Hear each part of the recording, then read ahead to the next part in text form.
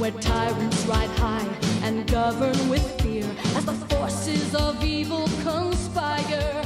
Then from out of the night. Hi, I'm Bob McCullough. Hi, I'm Suzanne Herrera-McCullough. And we're thrilled to be with you guys. The fact that you're still interested in Zorro really means a lot to us. And we want to thank Daryl McCullough for giving us the invitation and a series of questions that we would love to answer. Bob and I were talking about, gee, it's been over 30 years. So I know.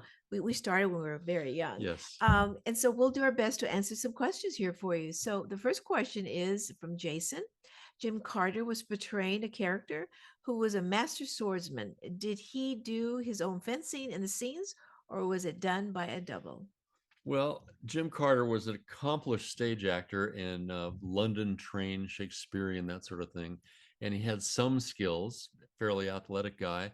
But the fact of the matter is, Peter Diamond doubled almost everybody, or he hired real expert swordsmen. The issue with cast was we wanted them to do the acting more than anything. We wanted their characters, and that's what really mattered. The action was pretty straightforward because we had the world's best swordsman. We had Peter Diamond, Right. And a question from Kathy Ann. It's my understanding that Michael Tylo was an accomplished fencer as well. Was there a reason his fencing skills weren't used more in the series? Well, Michael Tylo was also stage trained and had some athletic ability, but he was really an actor, right? And his swordsmanship was limited. Right. It was limited because the character of the Alcalde, we didn't really want the Alcalde going mano a mano with Zorro very often, simply because it would be no contest whatsoever. And it really kind of diminished Zorro to ever have to deal with the Alcalde in a sword fight, let's face it. So Katrine wants to know, did Jim Carter have any input into the character of Colonel Palomares? Well, I do remember he came with his own interpretation, and it happened to be a fabulous one. He was casted for his persona, Jim Carter, and of course for his voice. And so whatever he brought to it, I think we really liked. Yeah. These actors at that level, you don't really have to tell them very much. They understand the character, they interpret the kind of the through line, and they bring a lot to the party. They aren't just people standing there reading dialogue. Right. Here's a good question. Did Jim Carter mind being laid across the donkey at the end of the episode, or was it a double? Well, it started out as Jim Carter. He wanted to do the stunt himself, but it was very hard for him to stay on the donkey. I think most people wouldn't be able to. I don't think people realize donkeys are like horses. They're pretty tall. To throw yourself across the back of a donkey, right, you'd have to have a 42-inch vertical leap, and you had to be dead weight because he was supposed to be knocked out. So if you go back to that scene, you will see that even the stunt double, as he was laying across the donkey limp, he was cupping his hands like this, trying not to fall off himself, because it was nearly impossible not to fall off while the donkey was moving. I hope you'll look at that episode carefully, because I've seen it 50 times. Suzanne was the first one to notice it. I never even noticed it. Well, it was, but I wrote the script. She wrote the script. Yeah. It was her character, all that good stuff. Okay, so Sylvia says, in the episode Palomares Returns, where did you get the idea for the flower that was used as the antidote for the South American poison? Good question. Good question. Well, and that was a really good idea you had. Well, I'm not a doctor, not a pharmacist, don't know much about chemistry, but we did do some research, and all the medicines in that era were plant-based, in fact. And today even herbal medicines most pharmaceuticals are derived from plants, so it kind of made sense to us. So Danny wants to know, it's been rumored for years that Jim Carter was slated to return for at least one more episode. Can you tell us what that episode was going to be about? Well, I'm not sure if he was ever slated to come back, especially because he was so hard to get in the first place. He was a very accomplished actor, and he was very busy. And I remember, I think it took a lot to get him. Oh, yeah. He really wanted to be in Zorro, but he was pretty busy. And if there was ever any talk about him coming back, it would be almost on a full-time basis. And I'm not even sure if he was available at the Right. time. That was a Yeah, big issue for all these actors, their availability, because we had a very strict, rigid schedule. And actors, working actors, they're busy. They're traveling or they're right, working all the time. So I think we were lucky to get them the two times we got them. right, right. So now we have a question from Danny. It's been rumored for years that Jim Carter was slated to return for at least one more episode. Can you tell us what that episode was going to be about? And was he going to be a regular guest had that series continued? Well, Jim Carter, the problem with Jim Carter wasn't his acting, certainly, and we loved having the guy on set. He was just such a busy actor. He wasn't always available. You know, a lot of these actors came out of London and they were constantly working on other European productions and traveling to the States for various things. So he simply wasn't available. We would love to have done many more episodes with Jim Carter. And he was a very popular actor at the time. He was acting all over Europe. Yeah, yeah. I mean, he really was rather new in the United States. Right. And Right. he would have been great if he had returned. Sure, sure. Could have done a whole series Right, with Colonel Palomares, right, you know. right. All right, so Justin has some questions not related to that specific episode. What was the shooting schedule like for the show? How many days, how many episodes? It was a very complicated structure. We shot six shows at a time. We would block shoot. In other words, all the out of six episodes, all the scenes that took place in, let's say, the tavern, um, were all shot on the same day. Yeah, all the scenes shot with Zorro on Tornado would all be shot in the same 1 or 2 days. So it was very structured. Uh, Justin also wants to know which sets used the practical interiors from the Pueblo versus which sets were shot on a stage. Well, they were all shot on location in Madrid, just outside of Madrid proper. In the summer, extremely hot. Yeah, it was only about 140 degrees out there, Yeah. but there were no practical interiors per se. They were sets built on location just outside of Madrid at a kind of a remote studio facility. And then he wants to know, was the exterior of the De La Vega Hacienda built for the show? Yes, it was. Everything was. Everything was built from scratch, from the ground up. And the next question is what was the dynamic between the principal cast? I've read that they didn't get along super well. Mm-hmm. Well, I can address that because I was on the set quite a bit, Mm-hmm. and I'm sure you might have your own intake. You know, like it's almost like school when you start out your first day or your Right. first month. Everybody is positioning themselves and checking everybody out, and everybody's trying to see where they fit in. And you know, there may have been some minor conflicts, but you know, Duncan Regehr was, I'm sure still is, extremely professional, and everybody there seemed very happy to be in Yeah, Zorro. it became a real team effort. Everybody was paddling in the same canoe, so to speak. There were the only conflicts where people got tired, you know, And hot. and the heat took a toll Yeah. on everybody for sure. But there were no, I wouldn't, I was there a lot too. I thought it was one of the best experiences I've ever had, and I've had plenty. Not a raised voice. I mean, it was all about getting the show done. So also the next question is also with so many regulars now gone and sadly little written about them. Could you share a memory or two that what it's like to work with James Victor, which is one of my favorite characters and favorite person aside from Duncan, Patrice Martinez, Michael Tylo, Henry Darrow, and Efren Zimbalist. Well, a memory or two. We Yeah. have thousands of memories. I just want to, rather than go into too much detail, they were all terrific professionals. You know, everybody was there on time. Everybody was sober at all times. It wasn't like I've worked on television series where literally the star shows up blotto drunk every day. Those are difficult shows. Don't mention names. This show was absolute piece of cake and just tremendous fun. You know, James Victor always had a great, he was the character, just a very happy guy. Very sweet.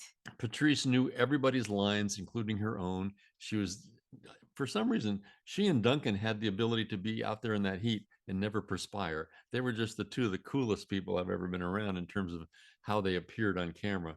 Michael Tylo always, these guys were all professionals. Henry Darrow was terrific.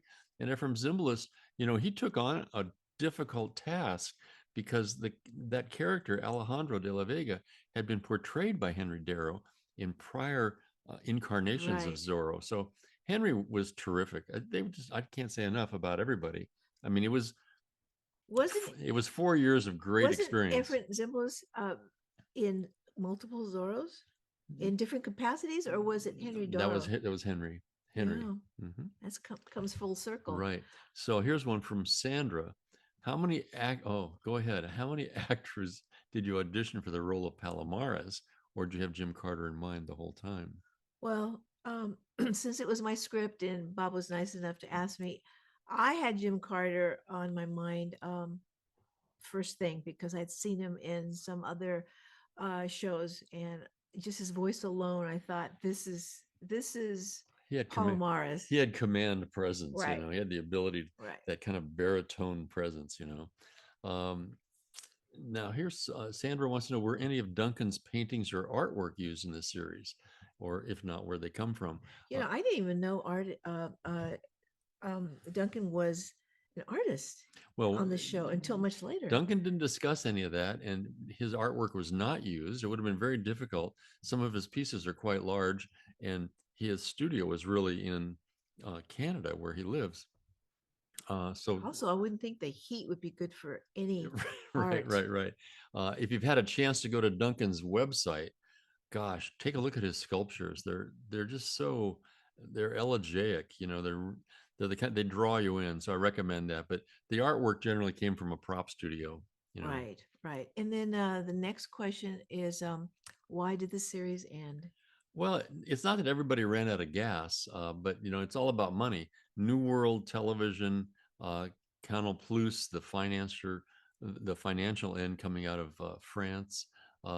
They had 88 episodes. That was enough for them to recoup their investment by reselling and syndicating. Also, some of the actors had wanted to move on. Yeah. I mean, everybody had other commitments. Right. And 88 episodes is an incredible run for any show. So it's a question from Gianna, unrelated to these episodes, but we will always want to know, how were you planning to unmask Zorro to his father and Victoria? So you want to answer that first? Well, we hadn't really planned it. As a matter of fact, we never did. Oh, I planned it. Yeah, you had Suzanne had a lot of ideas for this because it was a very romantic kind of a thing, but we didn't actually write that script. We didn't really plan to do it.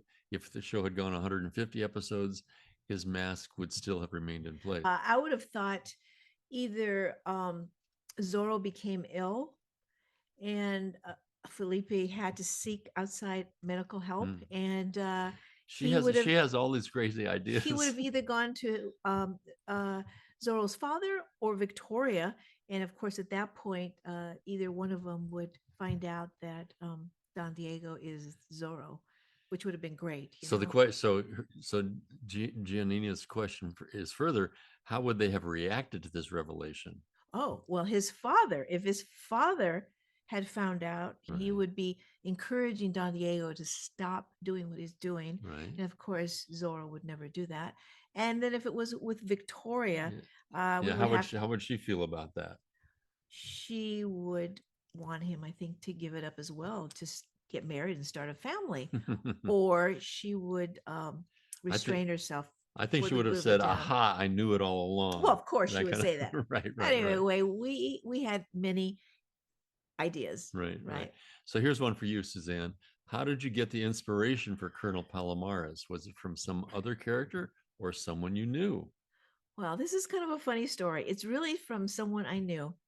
This is a little far-fetched, but in high school, I'll make this really fast, there was a teacher we had, and he was so strict. He was from a Catholic school, so strict. And if you didn't do anything right, he would give you more work. If you talked, he would make you stay after school. And we thought he was the worst teacher possible until he fell ill, and there was a substitute who made the previous teacher looked like an angel. So I thought, how could we make Alcalde look like a good person? Maybe get somebody who is really bad. And as you remember in that television episode, we actually thought Alcalde was nice. He was sticking up for Right. his sergeant, and he couldn't believe that that Palomares would even kill anyone just to get to Zorro. So Right. that was kind of my character that I built around. A little bit over the top. Yes, yes, Right, yes, right. yes. Let's see. Gil wants to know, do we have a favorite character or actor in the series? Well, yeah, I mean, everybody's favorite character was Zorro and Don Diego, of course. Yeah. I particularly enjoyed Sergeant Mendoza because I liked the comic relief of it, and he was kind of like the everyman. And James Victor was so easy to work with, you know. I happen to think Duncan was fabulous, and a lot of the guest actors were great. So I happen to like all the characters, I think. Right. Here's one from Heather for you, Suzanne. In your mind, what made Palomares so filled with hate? Well, Why was he such a mean guy? as a writer, you have to have a sub story in your mind in order to write a character. And I remember thinking, I think Paul Mars came from a very poor background, and his father died in the war, and his mother died of an illness, and he became an orphan, and This is getting very sad. he Gosh. was determined to acquire power Hmm. because he had no power when he was young, and So he was compensating, so things kind of right? spun out of control, and he became very bad. Kind of like Lex Luthor, right? Yeah. And these backstories, you know, when you're writing a character like this, you do need to have in mind some sort of backstory to validate the logic of the character. Why is this person doing this stuff? And if you know that, you don't even have to write it down, but you need to know that. Right. And that's what Suzanne was very good at, was kind of probing into that character. Here's one. What is your favorite Zorro episode and why? Well, I have to say I'm biased. I really loved writing and thinking and being around the episode that I wrote. I mean, I Okay. loved all the episodes, obviously, because it all led up to that one. Right. And but I really enjoyed being a big part of that episode. My personal favorite was a show called Mendoza the Malevolent, because James Victor had the opportunity to actually play opposite the Sergeant Mendoza character. It was that's the episode where Mendoza is tricked into believing he's actually the leader of a gang of bad guys. And it was a fun switch for James and for all of us. Frankly, when he was playing the evil side of Mendoza, it was hard for the crew because we laughed more at that than at anything else, you know. He was a very funny Right. person. Now, from Pamela, Suzanne, she says, oh, this is very nice. Thank you, Suzanne, for writing one of my favorite episodes of the Zorro series and for writing one of the best fictional characters ever created. Wow. That's nice. That's saying something.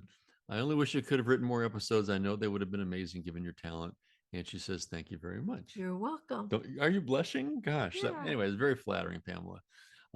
And Anne wants to know, why did you write only one episode? Well, at the time we had two young boys under 10 years old that were with us. And also at the time, I was still dabbling in some acting. So between being or trying to be a full-time mom and writing scripts here and there and acting, my plate was full. And I really wanted to concentrate a little more on my boys and just helping. Well, you did a great job. Thank you. Great Thank job. you. Let's see. Diana wants to know. Jim Carter is a British actor. If memory serves, there were several British actors in the series. How did the British guest star connection come about? You want to answer that first? Well, we had casting people in London as well as in Hollywood and in New York, because we were shooting, in Europe. Right. So that was and easy. And as I said, we were shooting 6 episodes at a time, so we had no time to mess around. We had kind of a almost a conveyor belt of talent coming in and going out of Madrid constantly. We didn't have any connections with the BBC, but we did have people who really were after British stage actors because they were so good at the dialogue. Right. And we were trying to write that kind of dialogue, actually, that was a little bit difficult for a lot of American actors. We tried to write kind of a formal academic style a little bit. The next question is, did you have a connection with the BBC or an agency in England? You kind of answered that already. Yeah. There are also several other noted US TV series actors who guest starred on the show. How did you go about getting them? Well, again, Some of them were friends. yeah, again, Yeah. Hollywood casting, they have their finger on the pulse of who's available and who'd be willing to go overseas for 2 weeks, that sort of a thing. But we had, I was looking at the list of guest stars we had. We had Warwick Davis, who has become he became a very major feature film actor. We had James Horan, a well-known American television actor. Pete Postlethwaite, who was a terrific villain. He was actually in the movie with Ben Affleck, and he played the heavy in The Town. He was the guy in the flower shop. That was a good and show. then, of course, one of the big claim to fames of our show is we were one of the first shows to cast Daniel Craig, who became James Bond. Right. Yeah. So it's a very big actor. Right, now. right. So we didn't write specific stories for that talent, but we had enough roles and enough happening that we could attract some pretty good actors. The next one is from Barbara. Would either of you write Zorro again? If the opportunity were presented to you, if so, which medium, TV series, film, or book? Oh, I definitely would write a book. Sure. We Because do. then I could go on and on. Right. Well, we're writers. So TV series, film, or book, it's all the same to us. It's all creative use of language. And this character obviously has lived on beyond the New World series version that we're talking about here today. And I know there has been a book, a couple of novels have been written. And I think Daryl McCullough has done an awful lot with radio productions, things like that. Right. So it's really about the character. I think a lot of writers would love to get involved in Zorro. Sure. So Ingrid says, Robert L. McCullough was the supervising producer and the key writer for the series. How did he get involved in the Zorro series? What other roles did he have in the series? Well, Ingrid, I was brought in in kind of an audition process at New World Television. They were talking to lots of writer producers and asking everybody, what'd you think of Zorro? What'd you know about Zorro? Well, I didn't know much other than the Disney version that I'd seen as a kid growing up. And there was also a movie starring Guy Williams. Right? Yeah, well, Douglas Fairbanks Jr. was in the original. How about the one Antonio Banderas? Was that afterwards? That was after okay. our show. Yeah. But so I was aware of Zorro and kind of what the mythology was. But a lot of it is, first of all, are you willing to go to Spain to work? And what's your take on, how would you develop the series? And so that's kind of you have a meeting like that, and then you kind of picked out of the line, it's a little bit of an audition process. I also did some directing on the show, which was great fun. Suzanne was there for that, and she got to see me nearly faint from the heat. And I tried to avoid that big horse. Tornado was not a tame horse. I got to be on Tornado. She got to ride the horse. I wouldn't get near that thing. It was a beautiful horse. It was a Spanish horse. How many horses do we have? Three. But in Spain, they don't neuter the horses. Right.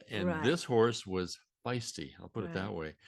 He was beautiful. The fact that Duncan could ride him so well is a real testimony to his athleticism. So, a question from Amy. Ray Austin directed A Deal with the Devil. He did a very good job. And Paul Mars returns along with several other episodes. Mr. Austin's credits are extensive. Can you tell us how he came to work on the series, and what was it like working with him? What did he bring to the series? Well, Ray is a very interesting, unique individual. We're still good friends. He started his career really as a little bit of a sidekick stuntman for Cary Grant. If you speak to Ray on the telephone, you think you're talking to Cary Grant. It's indistinguishable. You think, Cary Grant? Anyway, Ray had done a lot of stunt work. He was in North by Northwest. I think he was one of the guys that climbed the face of Mount Rushmore, things like that. And he began directing back in the early 60s, and he did the Avengers. He did a number of British television shows, and he just has been in the business long enough. His reputation preceded him. A very physical guy, very athletic, um, and for his age, incredibly strong with a lot of stamina. And that's what it took to shoot 6 shows at a time for 4 months at a clip in Spain. What did he bring to the series? I would say his energy, his expertise, Class, his professionalism. absolutely. Yeah. We had the best set going in my experience. No problems because Ray was always there to anticipate issues and solve them before they became problems. So he was terrific. He's now a novelist. I think you really should check him out. Actually, we have a podcast series called Where Hollywood Hides, right. and it's free if those of you who haven't heard any of the podcasts, but we interview many actors, and not only is a Ray Austin we interview him, but Duncan Reguera is also. Right. But we'll talk about that at the end of this, Yeah. to let you know what else has Yeah. been going on with Yeah. us. Let's see here. In the episode Palomares Returns, you had the colonel trying to sell Los Angeles or part of California to the British. Did you have plans to continue this story in other episodes? Well, I don't think we had any plan. It was really more about the character than about the story. Certainly, if we had been able to get Jim Carter to come back, and if Suzanne had written more scripts and not been such a great mother, we would have been able to develop that. But no, we did not have any plans to continue the story idea, but it would have been a real natural for subsequent seasons. Was it part of your original idea? This Katerina wants to know, was it part of your original idea to have Palomares' men dressed like conquistadors? Well, to be honest, I would love to take the credit, but when I was writing it, I didn't have any particular costume in mind for them. I kind of left it up to the costume department. They did their research, and then I'm sure you had your input. Right, we did our research as well. It seemed a little over the top, but history would have it. Right, you have to remember the Spanish invaded California or Mexico and came up into California, and they were conquerors. It was an army. They weren't there to wage peace. They were there to take the place over. So the costuming was very authentic. Terry Ann wants to know, are we still in contact with cast or crew? Sure. I mean, we're in touch with a number of them. Yeah, we just talked to Duncan a couple months ago, and we swap emails now and then.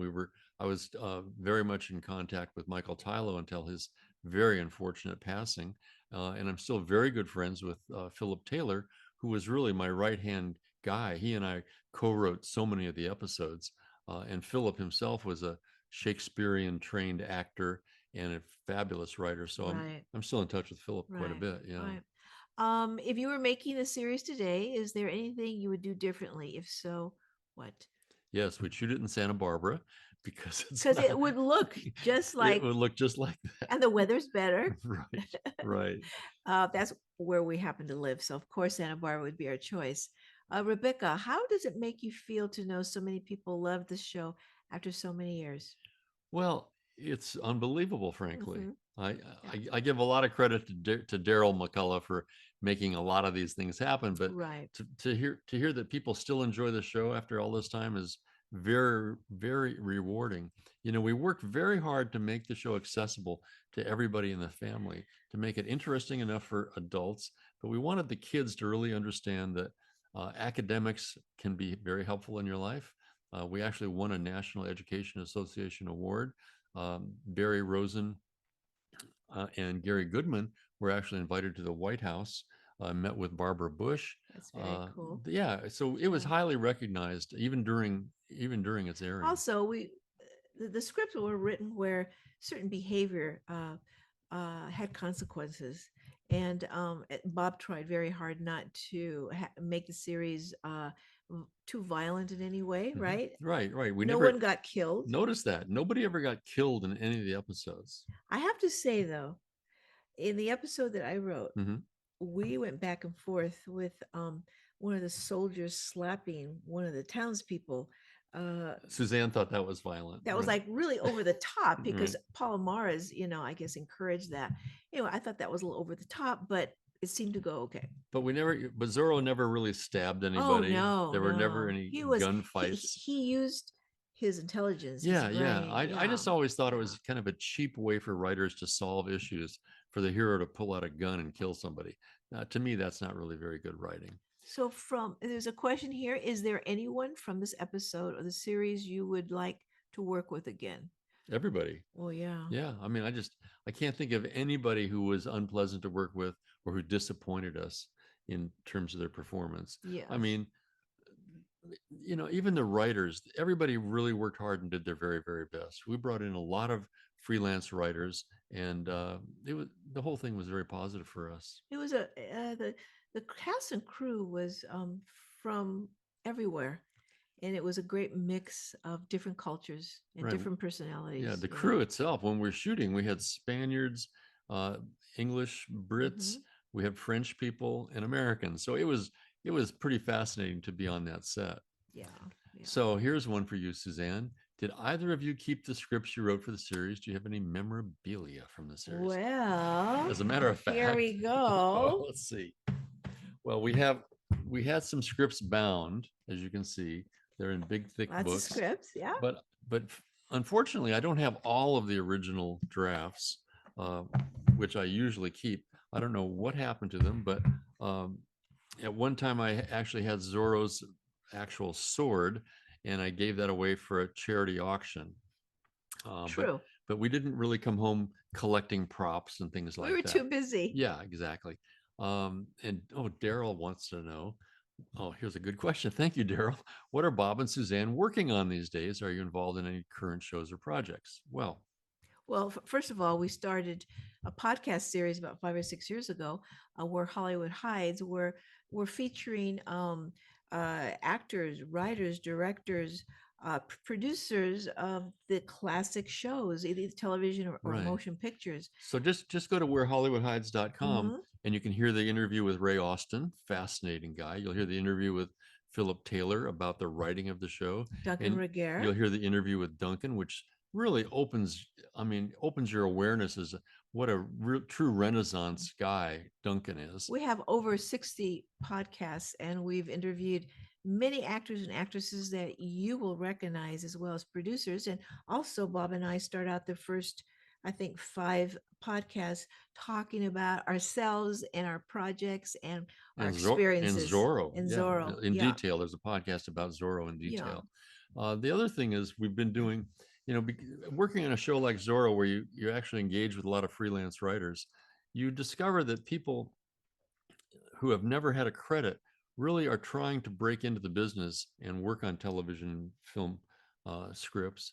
So a couple of years ago, Suzanne had an idea, and it has kind of evolved into this giant thing, the Santa Barbara International Screenplay Awards. SantaBarbaraScreenplayAwards.com is our effort to help people really work on their writing and improve as writers and bring their material up to the professional level. And the real way how this came about is screenplay writing contests were already out in the public, and we had a relative a nephew who wanted to be a writer, and he came to us and asked us what we thought about the screenplay contests, and we had never really heard of them. We did some research, and we realized that a lot of these people running screenplay contests had no prior experiences in the business. So we decided, with Bob's encouragement, I decided to create a couple screenplay contests, and it's to help new writers to find their way to Hollywood. Right. Well, we want people to be able to succeed. It's a very difficult business to break into. So the writing is where it starts. And if someone who has never sold a script can write a professional quality script, it doesn't take much more to become a very successful writer. So we really work on helping people do that. Right. And then we're also doing the Wiki Screenplay Contest, which is Hollywood's secret is out. The first 10 pages is the most important 10 pages of your career. If those 10 pages don't jump out at you, the readers will not pass it on to the producers or the directors, And then, Bob, you should talk about your books. Well, in that vein, hand me those books over there. in that vein, because I'm asked the same Because Daryl questions, McCullough asked. right? Because I'm asked the same question so many times, I just came out with a new book. It's called, and it's a little, I use a little irreverent tone because I've read all the academic treatises on screenwriting, and they can put you to sleep. So I try a different approach. Stop screwing around and format your screenplay like a pro will help you do just that. And then my very first book was Stop Screwing Around and Win Your First Screenplay Contest. I followed that up with Stop Screwing Around and Write a Screenplay That Sells. These are all available on Amazon.com. And if you're interested at all about breaking in as a writer or doing really well in these screenplay contests where you can win a lot of money and get lots of opportunities, I suggest you check them out. They're all on Amazon. If you just type my name in, Robert L. McCullough, they should come up. Or if you want to relax and just watch Zorro, Right. that's fine too. Right. But that's what we've been up to. Yeah. And we also are screenplay consultants, helping writers improve their scripts. Yeah, so we're pretty busy, which is one reason we've been so late in getting this to you folks. So I just want to thank Daryl for putting this together and for his, kind of consistency and his exploration and of his loyalty to Zorro. It's been fabulous. Yeah. So, well, thank you everyone, and we'll see you at the movies.